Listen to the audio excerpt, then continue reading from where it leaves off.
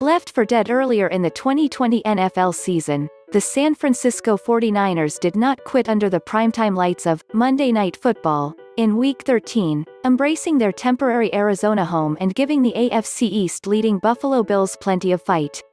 Still, they were no match for Josh Allen and a highly efficient Buffalo offense. Riding a near-perfect game plan from Brian Daboll, as well as big contributions from just about every wide receiver working the San Francisco secondary, Allen had little trouble guiding the Bills to their fifth win in 6 games, improving Buffalo to 9-4 atop the East with a 34-24 victory. The Niners fall to 5-7 with the loss after upsetting their rival Los Angeles Rams a week earlier, 1 game behind the Arizona Cardinals in the NFC West. The Bills, meanwhile, look like the clear front-runners to win the East, even with the Miami Dolphins trailing just behind them, and figure to give the once-undefeated Pittsburgh Steelers a run for their money in Week 14. Here are some immediate takeaways from Monday night's Bills win. Man, have you seen their offense when it's firing on all cylinders?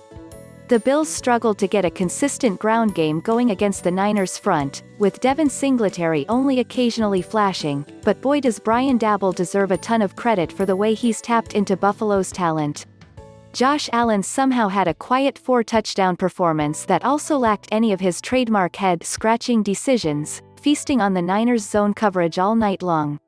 Stefon Diggs and Beasley were equally as impressive, working San Francisco's corners to combine for almost 20 catches and over 200 yards on the evening.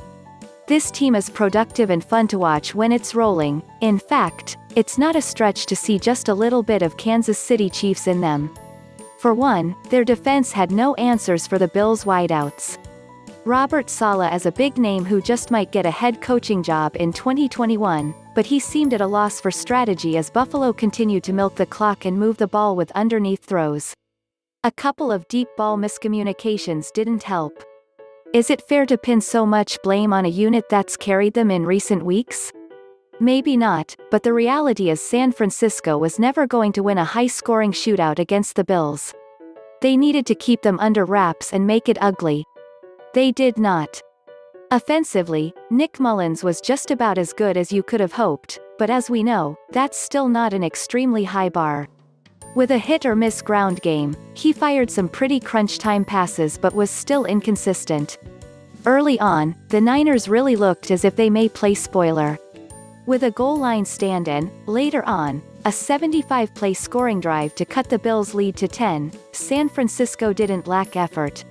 But things honestly seemed tightly in Buffalo's hands at the end of the first half, when the Niners followed up the Bills' first TD drive with only a 96-second drive and punt.